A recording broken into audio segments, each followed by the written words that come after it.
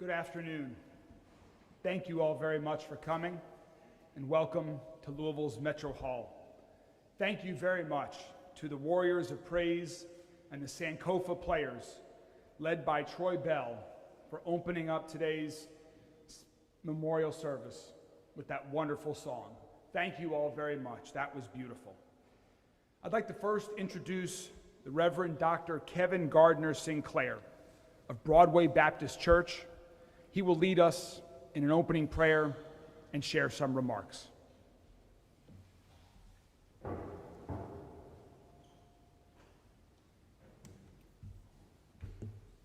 Thank you, Mayor Greenberg.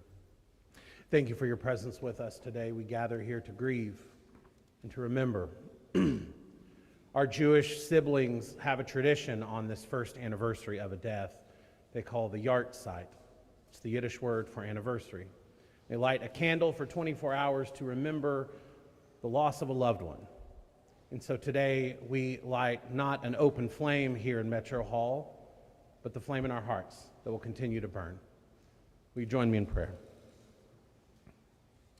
O God of love and life, on this day which lives in infamy in the imaginations of Louisvillians and our neighbors across Kentuckiana and the Commonwealth, we ask, O God, for your presence and peace which passes all understanding. We pray for the families of Josh Barrick, Dina Eckert, Tommy Elliott, Juliana Farmer, and Jim Tutt. May this first anniversary, this Yartzeit, be one of the many mile markers on the path to healing as we continue to navigate life without the ones they love. We thank you, God, for the first responders and the survivors who were downtown at Ground Zero a year ago this day. We ask that you tend the trauma they endured, set free their minds, hearts, and bodies to be healed, so that they may remember without reliving the darkness of that day. Gracious God, called by many names, may this moment move us towards justice and compassion, so that senseless violence is no longer an expectation baked into American society, but liberate us from our obsession with weapons of warfare and set us free from the fear that forces us to believe that taller walls and stronger weapons will ever make us truly safe. So may the crucified and resurrected Jesus' invitation to walk us in the way of peace, may that stir all people of faith and of no religious conviction specifically. May we all be stirred to commitment, to nonviolence, and to justice. Help us hear your still small voice inside our hearts, O God, and find true courage in each other and in you. We offer these prayers in your holy name. Amen.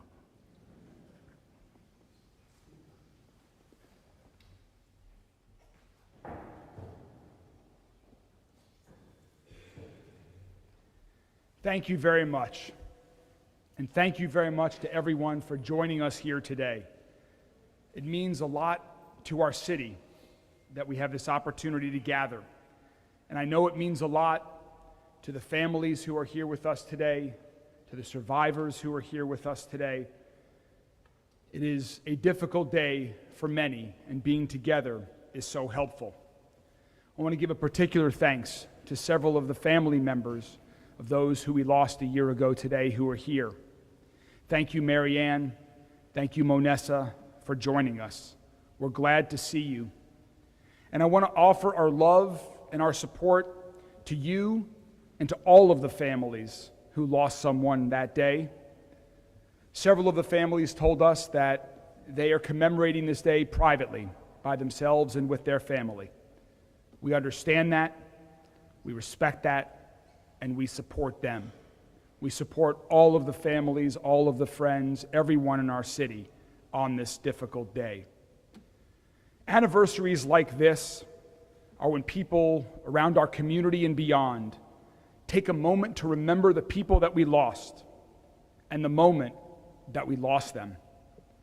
Of course, the people who knew them and loved them their absence is felt daily. And that's true for me also. I had the good fortune to know Deanna as an acquaintance and Tommy as an incredibly close friend. I still think about Tommy every day. And I try to relive the wonderful moments that we spent together. And then I'm also drawn back to that awful, awful moment when I learned that we'd lost him and we'd lost Juliana, Jim, Josh, and Deanna. And 1 year later, those memories have left me with two profound feelings. One of those feelings is gratitude. In this room today that we all join in, there is so much love, and I am so grateful for that, and for the incredible outpouring amount of love and care that we saw in the moments following that tragedy a year ago today. I'm also incredibly grateful that I had a great friend like Tommy, even if our time was cut short. He was a loyal, supportive, creative, and fun friend to have. And I'm grateful for the fact that Tommy and the other people that we're here to honor were such good people. They were such good family people, such good members of our community who contributed in so many ways. They were people who deserved to be remembered not for how they died, but for how they lived. And I also feel gratitude beyond words for our first responders, our 911 call takers, our emergency services teams, and our healthcare heroes at U of L Hospital who saved several folks that day and do every day. And in particular, I want to thank the men and the women of LMPD, like officers Corey Galloway and Nicholas Wilt. They and their colleagues answered the call immediately, put themselves in danger to save others, and prevented that day from becoming an even greater tragedy. Thank you.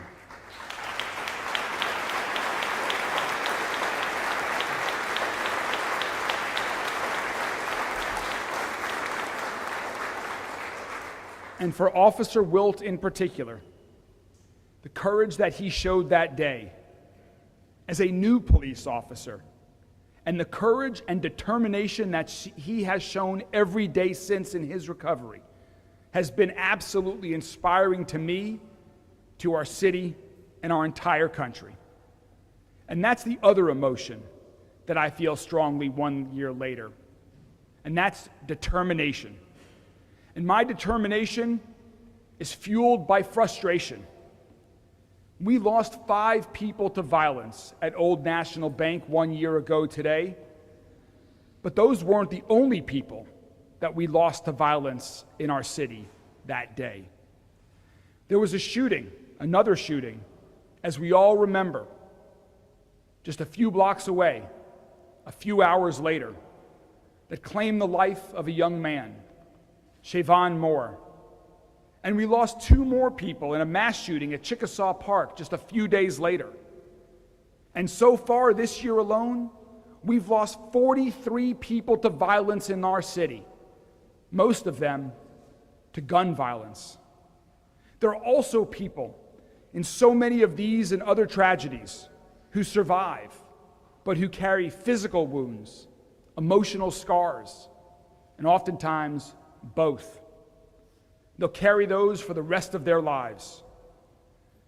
Friends, there's a violence problem in our country, in our city, and I'm determined to do everything that our administration can, everything that our city can to address that issue and make it better. And that work can take a lot of different forms. It's things like hiring more police officers. It's intervention work with people who are on the path to violence. It's also long-term strategies, like expanding pre-K opportunities, because research is very clear.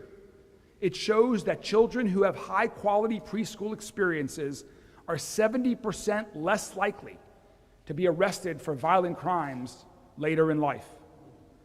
So our administration is working to do all of that and more. And we want and we need even more than we are now, even more than now, to prevent more tragedies like this one we're here thinking about today from happening. I also want to thank Whitney Austin, a gun violence survivor, another gun violence survivor, I should say, for being here today. Whitney has been working in partnership with Metro government to promote gun safety through education, workshops, and advocacy efforts at the state and federal level.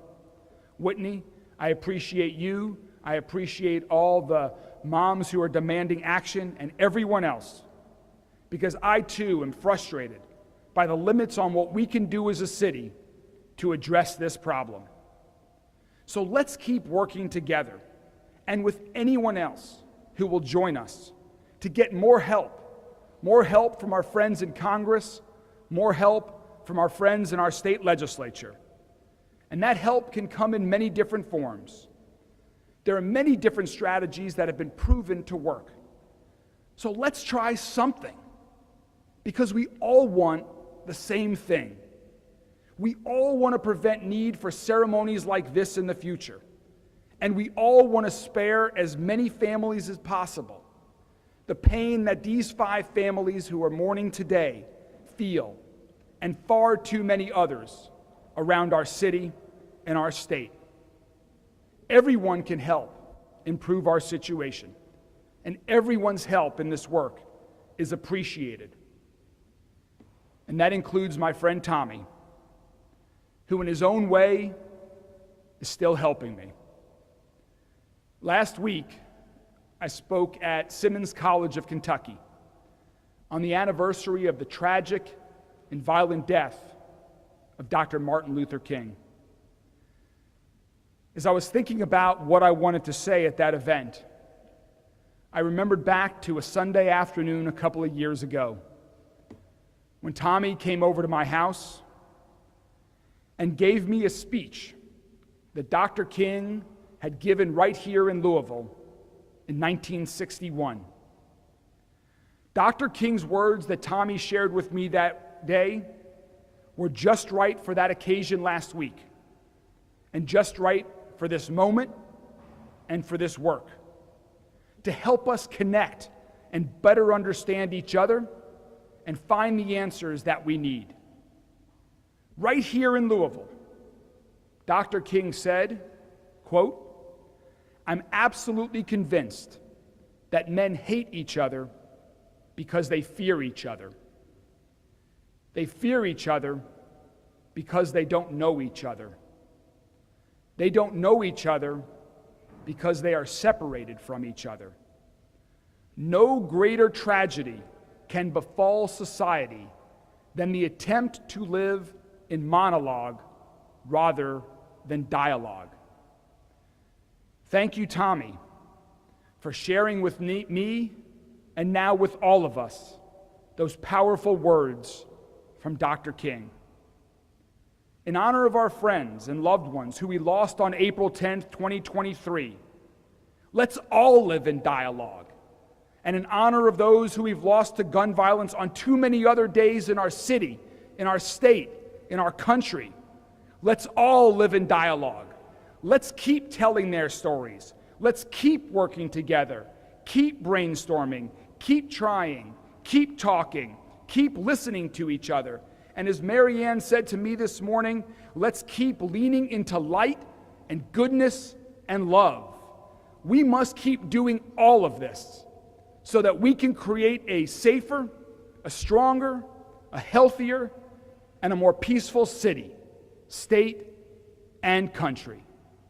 Thank you all very much for being with here today, and thank you for joining us in this remembrance. Something else that I'm incredibly grateful for as a Kentuckian is for the partner and leadership of our governor. On that day, our governor showed the poise and strength that he's shown in crisis after crisis that has impacted our state. Even though on that day, our governor was also grieving for a close friend and colleagues that he lost. As always, Governor Beshear put his duties to the people of Kentucky first, and he led us through that tragic day, as he has so many other tragedies that have hit our Commonwealth. He has helped us get through that and lead our state to great prosperity. I am honored to introduce my good friend, our great governor, Governor Andy Beshear.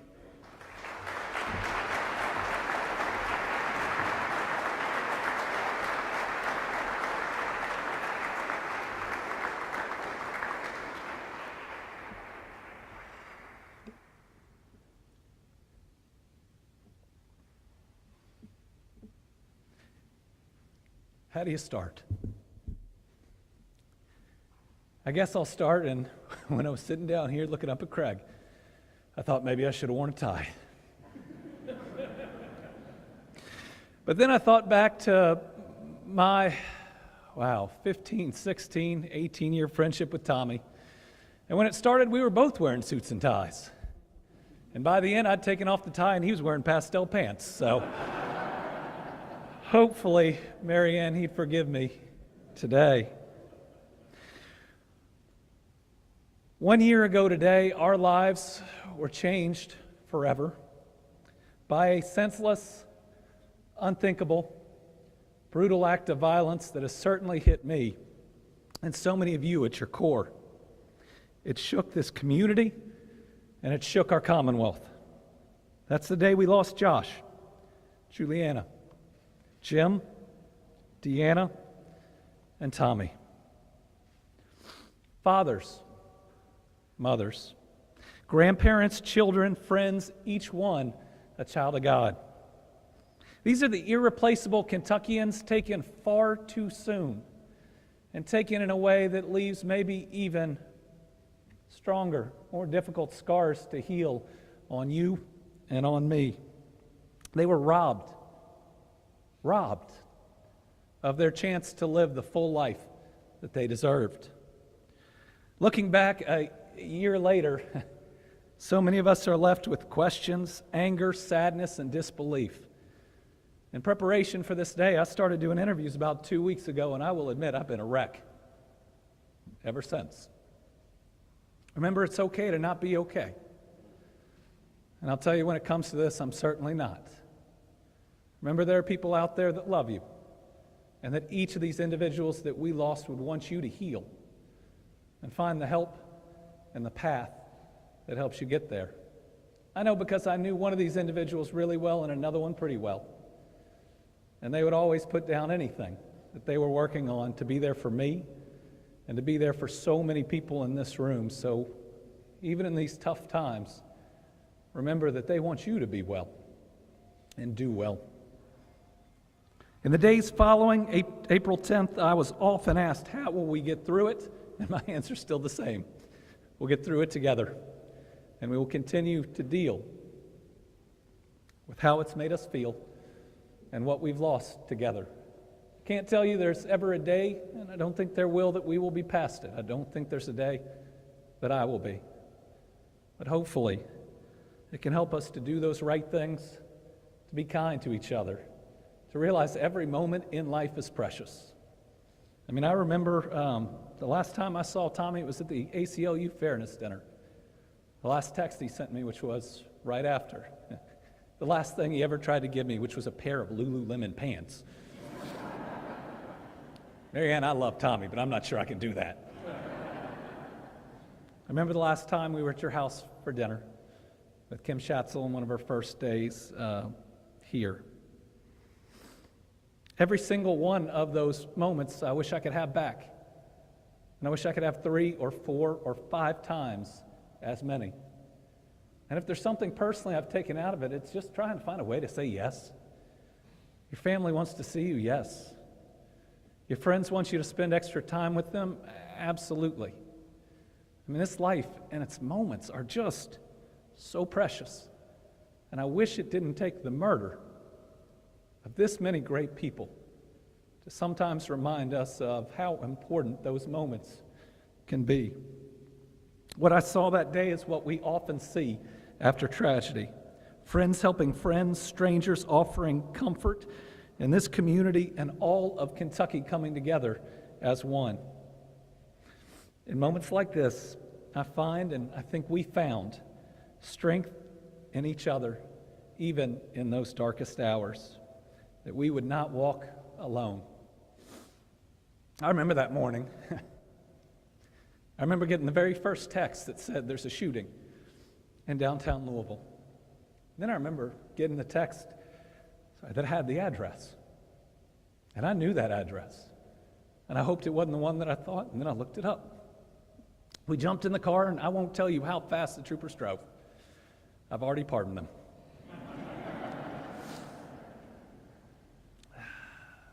But while we were going, I got the information of where the shooting occurred. And those being my bankers. And that being a building that I had an office in for a long time. I knew who'd be in it. I remember seeing David James and starting the question and him shaking his head. That's how I learned that I lost a really great friend. And then I remember doing one of the toughest things in my life, which is calling Mary Ann, because she deserved to know. This isn't supposed to happen to people. Certainly isn't supposed to happen to them and to their family members. But I am proud of how each person in this room has offered them love and support, kindness, grace, space when people have needed it. And try to just love these families as much as we can. I will tell you that it certainly tested every part of me, including my faith, which I think I said a couple days later was shaken but not broken. And I continue to believe with all my heart that while the body is mortal, the soul is eternal. And he's looking down on me right now and telling me I'm going too long.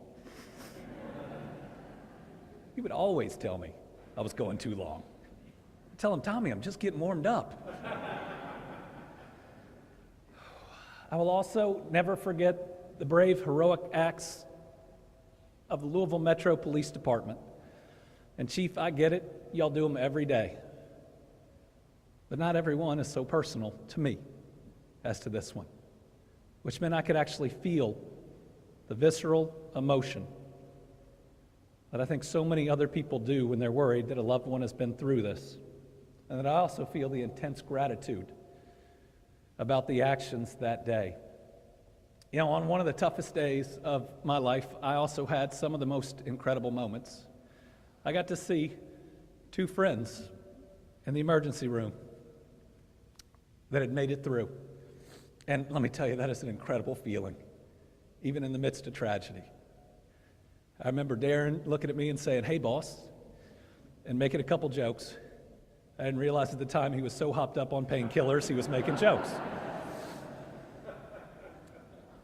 Laughing a little bit's the only way I get through this, so I hope you all understand.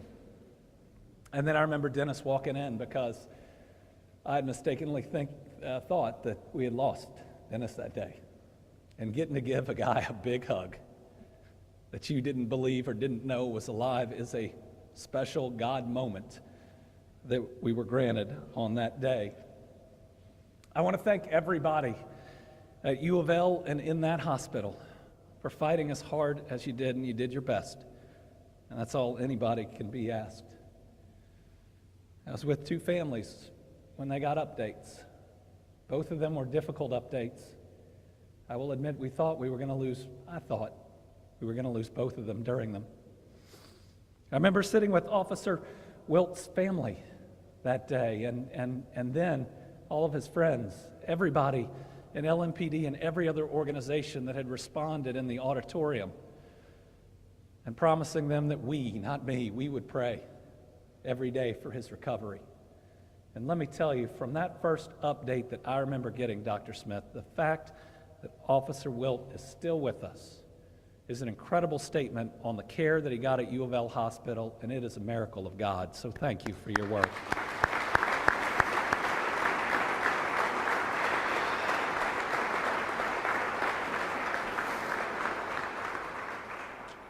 We talk about Officer Wilt, his bravery and his sacrifice rightfully a lot, but I want to mention Officer Galloway too, charging into a hail of gunfire to save my friends. And had they not gotten there when they had, I know the situation would have been much worse. And I know that someone who goes through what these families have, these survivors, what Officer Galloway and Officer Wilt went through, whether they're injured on the outside, there's certainly still scars on the inside, and I thank them for their incredible sacrifice.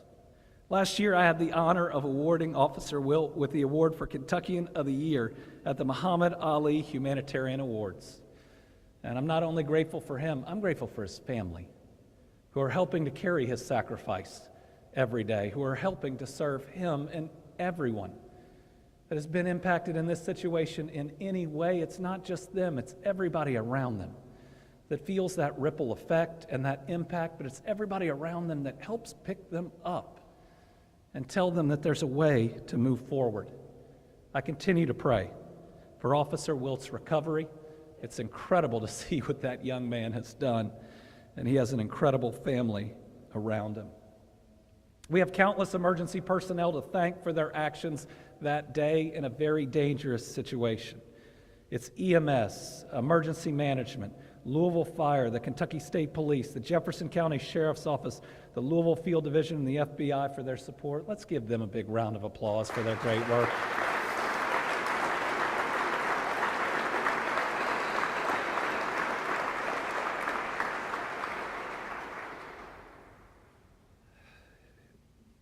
I've learned a lot about not just grief, but trauma in the last year. I've lost a friend to cancer that came on very quickly. I've lost a friend to suicide that came out of the blue, and I lost friends here that were taken from us in a senseless act of violence. Grief is tough.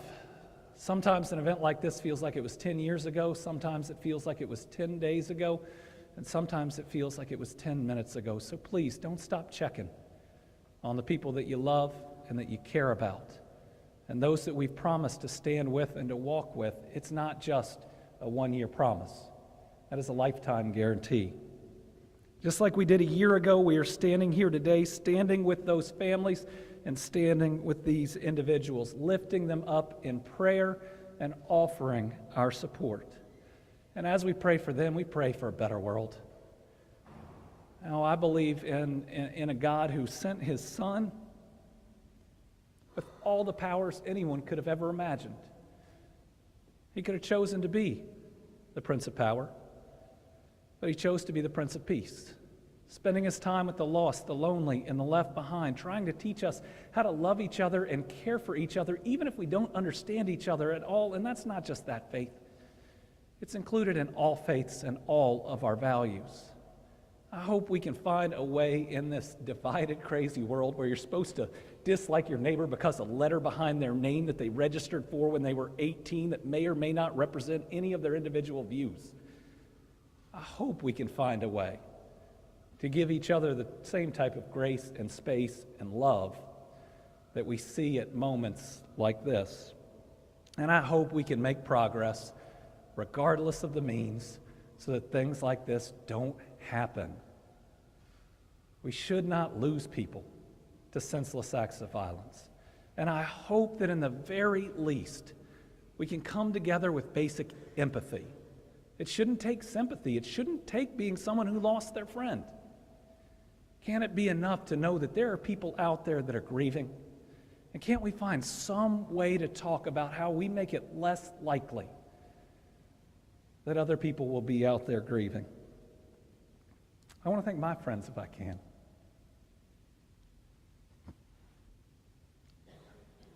And my wife. And my kids, one of whom called me on my way here. He never calls me out of the blue. Well, now you know which one. Just to see if I was okay. And today I'm not. But with their love and support, I know that I will be. And that we all will be. My friend Tommy always used to say, keep the faith. That's right before he said, buzz me back. But he always said, keep the faith. And then he always said, what else should we be doing? So even if it doesn't work today or tomorrow, let's keep trying to find what else we should be doing. The families impacted, the people we've lost deserve, at the very least, our best effort. But I hope that everybody will take the time, the space they need to reach out for help if you need it. Our minds are not meant for this type of trauma, and it impacts our bodies as well. But thankfully, there are people out there that love you and care about you and are trained to help us get through traumas like this. This last year has taught me that life is short. Our job is to be kind to each other and to do good things. I think everybody up here whose pictures behind us lived that out. The ones that I didn't know, I have read, and I've grieved over the stories, including the one that I read today on Josh's widow. They are incredible people that give a testament to what true love is.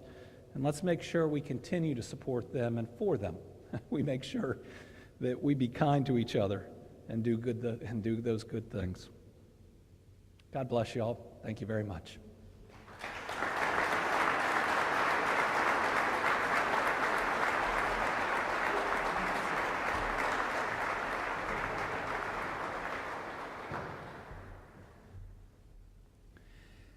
Thank you very much, Governor. As the Governor mentioned, we lose far too many people to senseless acts of violence. One reason why we don't lose more in this city is because of the amazing work of Dr. Smith and his team at U of L Healthcare. The work that they did on April 10th was amazing. The work that they do every day of the year is amazing. They are keeping people alive because of your efforts. Dr. Smith, thank you, and your entire team for everything that you do every day. Ladies and gentlemen, please join me in welcoming the Chief Medical Officer for U of L Health, a wonderful trauma surgeon in his own right, and someone who helps truly keep people alive every day in our city, Dr. Jason Smith. Thank you.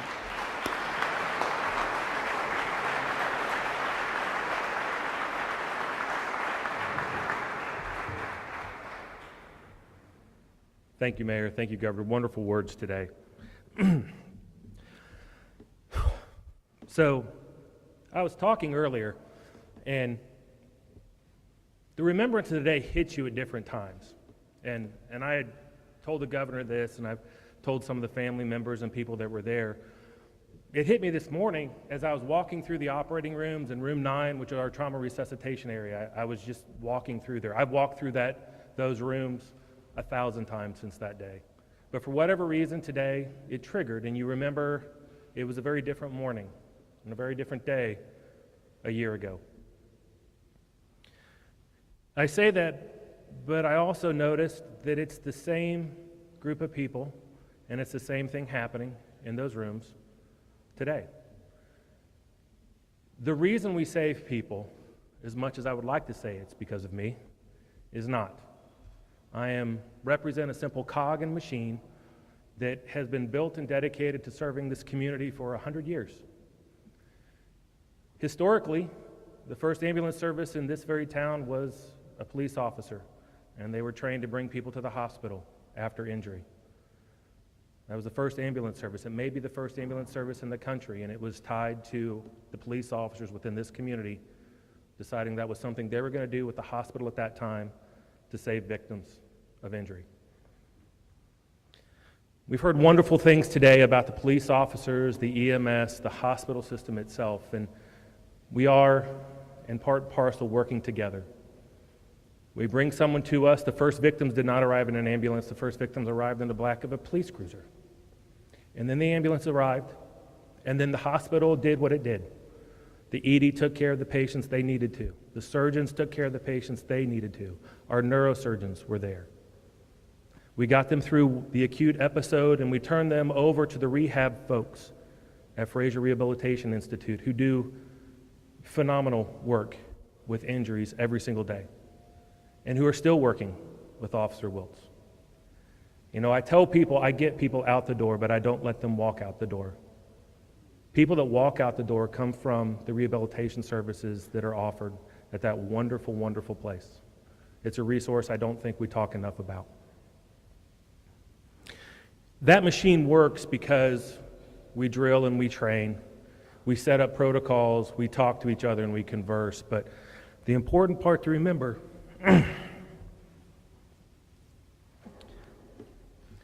is that each cog in that machine is a person. And so to all of those that were there that day, we all carry our own trauma. It felt different. We carry our own burdens, be that LMPD, be that Metro Fire, Metro EMS, U of L, any of the nurses or physicians that work there, our Rehabilitation Institute, Jewish Hospital.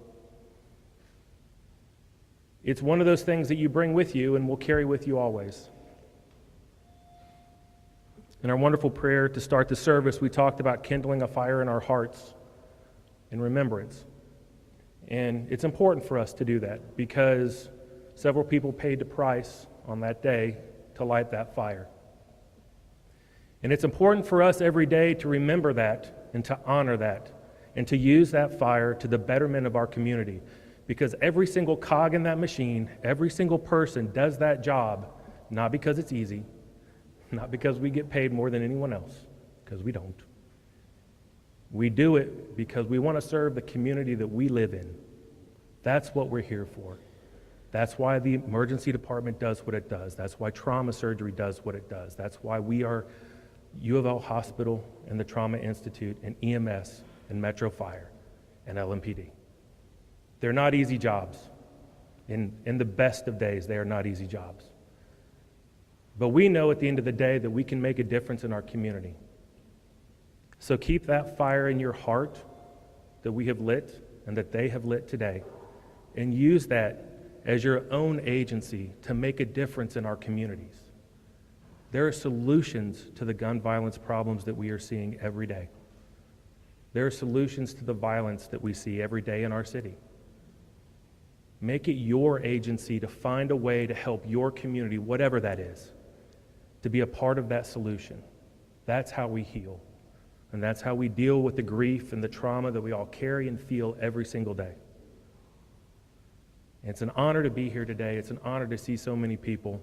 You know, Louisville is a very little big city, I tell folks. I'll be honest, one of the victims that morning's son used to coach my son when he was little. I had never met Dan before that day, but I knew Ryan, and Ryan knew Nathan, and Nathan's my son. That's what this means to us. And those connections happen in that city every single day. Every single day. So that's why we have to care for each other. We have to make sure that we are part of this solution, and we need to continue our efforts to make Louisville a better and a brighter place, one day at a time. Thank you all very much.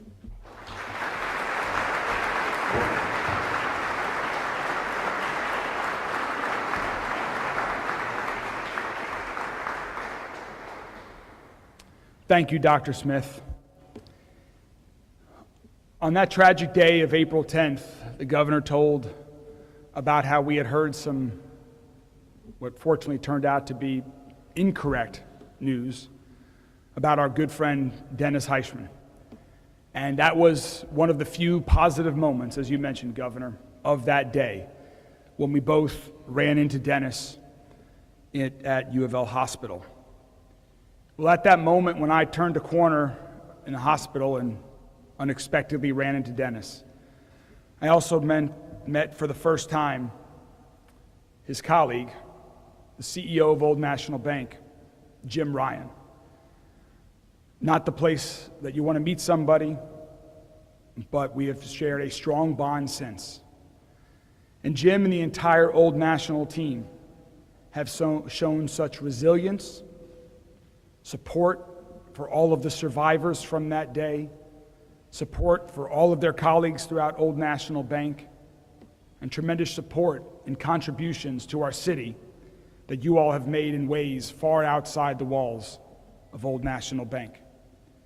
We thank you so much for you and your entire team and what you've done for our city since this tragic day. And we will continue to support you and your team for as long as we are around. Ladies and gentlemen, please join me in welcoming the CEO of Old National Bank, Jim Ryan.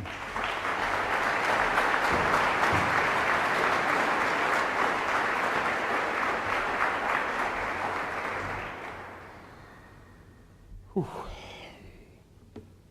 1 year ago today, an unthinkable tragedy unfolded here in downtown Louisville. In the span of minutes, 5 of our Old National team members were lost forever. Josh Barrick, Dina Eckert, Tommy Elliott, Juliana Farmer, and Jim Tutt.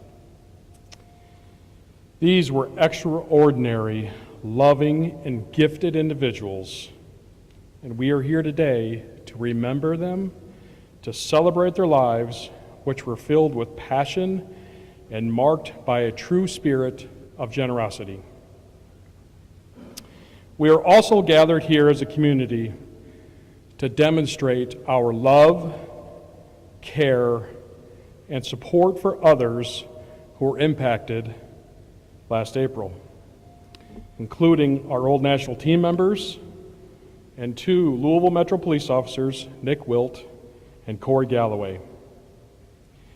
I too want to acknowledge the entire Louisville Metropolitan Police Force, the University of Louisville Hospital Trauma Center, Governor Beshear, Mayor Greenberg, the FBI, the Louisville religious and mental health communities, the American Red Cross, and the countless other heroes. To all of you, thank you. Thank you from the bottom of our hearts. On behalf of everyone at Old National, I also want to thank the entire community of Louisville for your prayers and your support. I want to acknowledge the overwhelming outreach we have received from individuals and organizations throughout the country. Your outpouring of love and care has helped strengthen us and sustain us, and we are so very grateful. To the loved ones of the 5 amazing individuals we lost in this tragedy, please know we will never forget.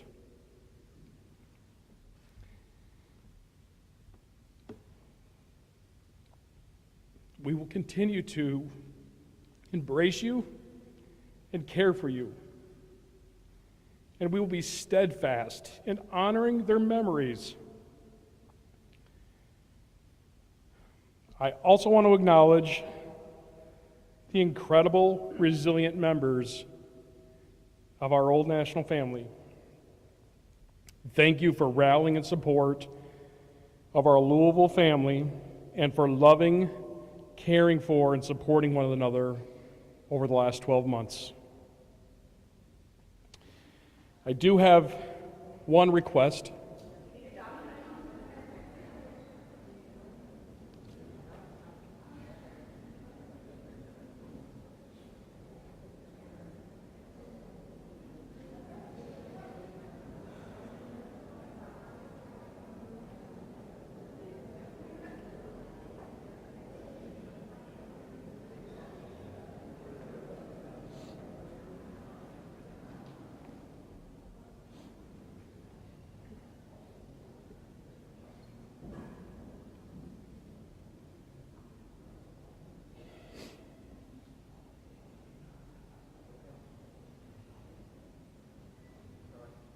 Okay.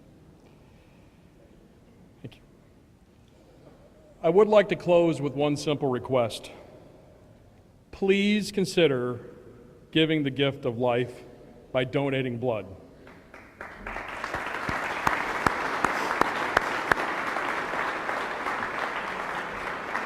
In addition to honoring those impacted last April, your gift will enable our friends at the Red Cross to save lives throughout our great country. And lastly, please do everything in your power to continue to love one another, care for one another, and support one another. Thank you.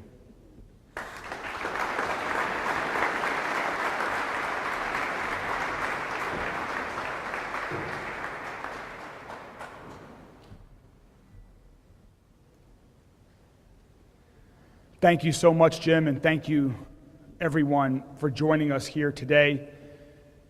Let's continue to keep, as you said, Jim, let's keep this love alive. In the days ahead, each day of our year is the anniversary of other tragic losses of lives. And let's continue to keep this love alive, the support for one another, and help to make our city safer, stronger, healthier, and more peaceful. To close out this service today, I'd like to once again bring up Reverend Dr. Kevin Gardner Sinclair, who will then be followed by a closing song.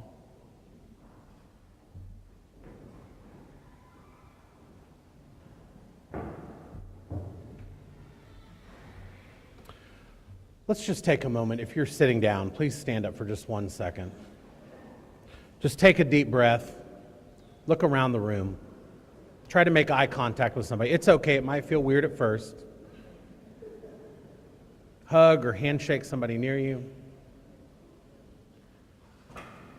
And I want you to just for one moment with me, close your eyes and think about where you were a year ago today when you heard this news.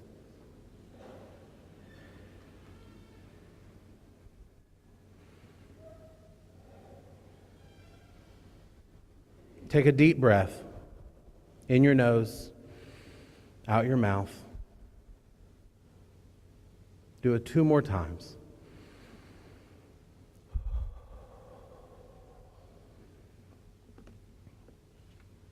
Allow yourself to remember and to feel. Now open your eyes. Let us be grateful that we are alive and here today. You may be seated.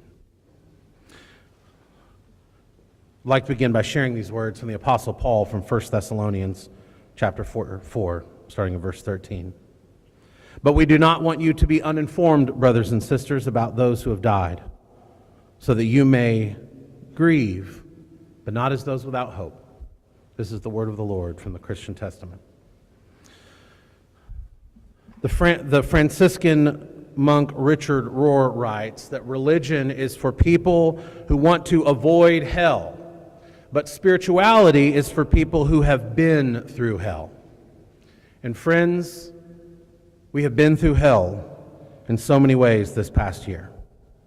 During this season, I've had the privilege of walking with my friend and church member Marianne Elliott, who lost her beloved husband Tommy a year ago today. And Marianne shared with me once that the grief journey is like an infinity symbol. It goes up, it goes down, but it is always in motion. The danger is, though, to be captured by cynicism, because cynicism tells us that tomorrow will look just like today. But this Eastertide season in my Christian tradition, our faith tradition, is rooted in the hope of crucifixion and resurrection, which are a promise that the worst thing is never the last thing. There is a poignancy to the particularity of this anniversary that is both indelible and unavoidable. It is indelible because it will mark us forever. This is one of those do you remember where you were when kind of moments. The JFK assassination, the 9/11 attacks, the shooting at Old National. It will stick with us forever, and it has made a mark on our life together. A Muslim friend of mine once told me that the root of all evil in the Islamic tradition is not pride or greed, but it is forgetfulness.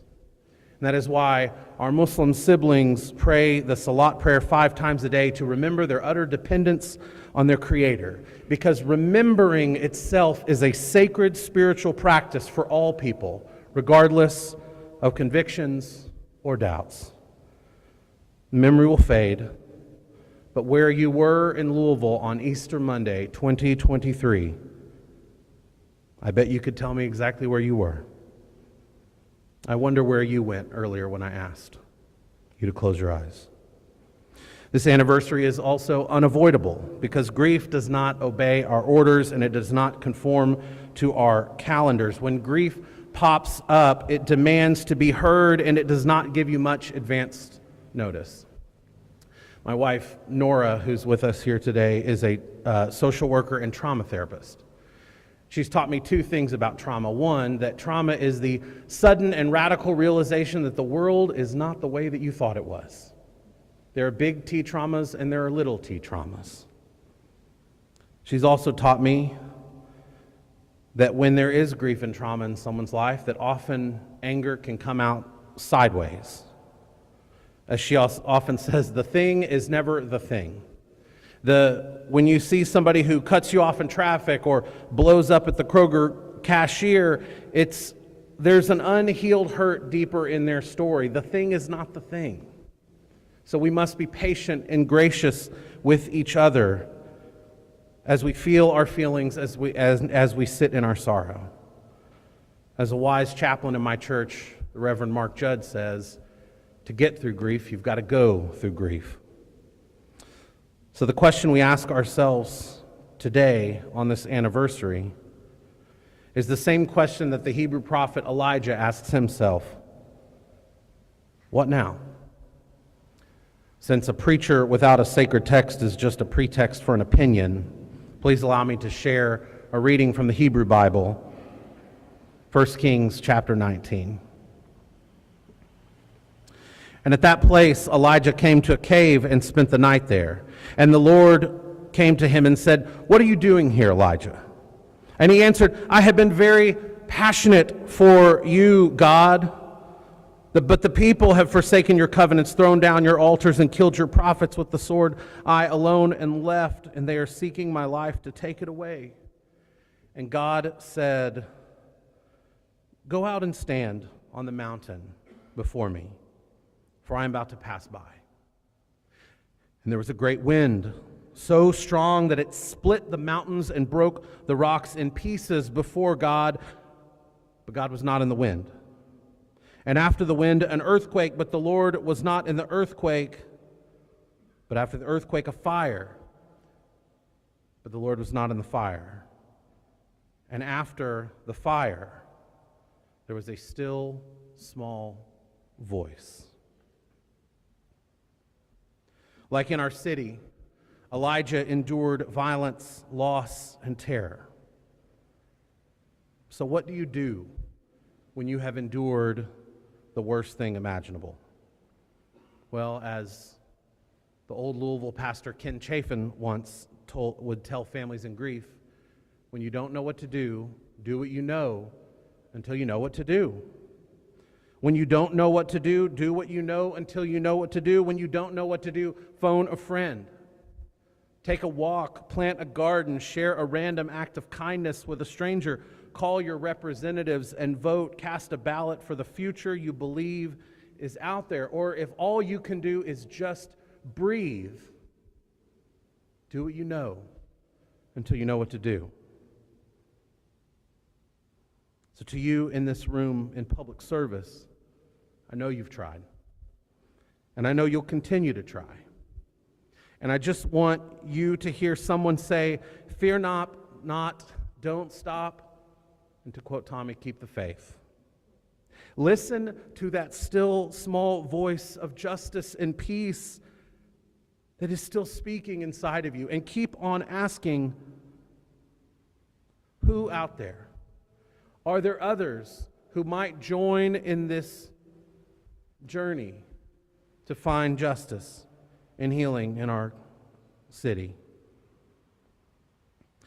It's easy to be cynical.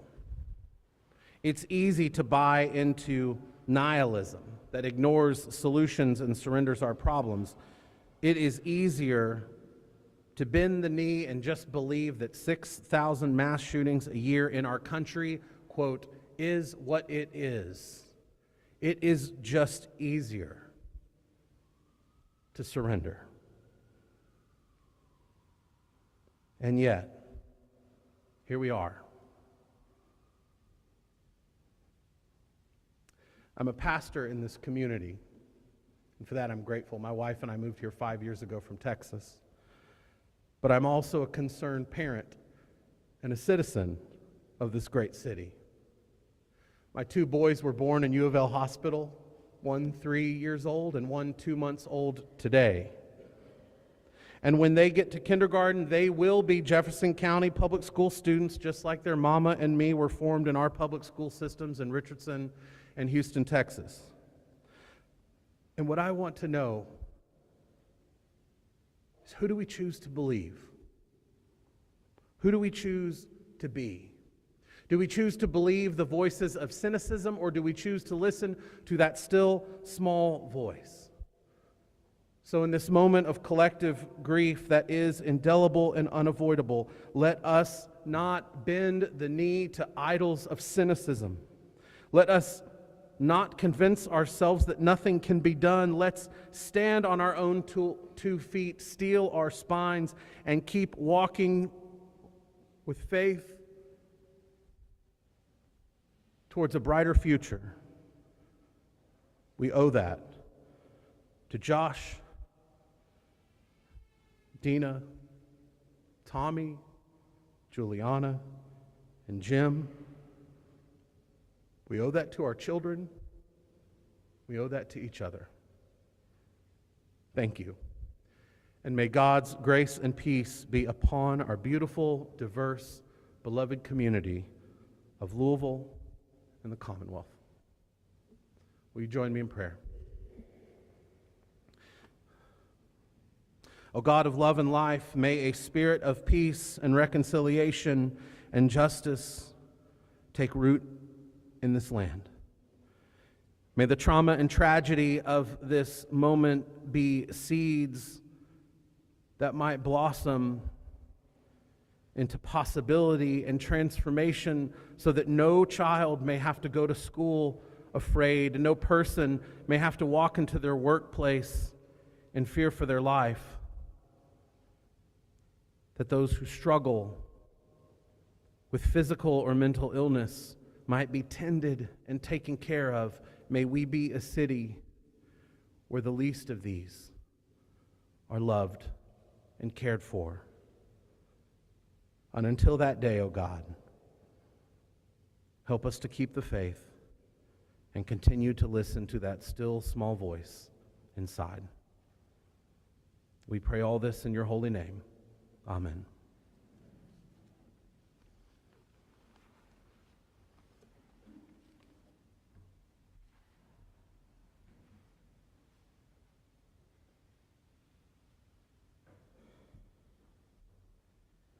Thank you. And finally, as I mentioned, our closing song. Once again, the Warriors of Praise and the Sankofa Players Choir, led by Troy Bell. Thank you all so much for joining us.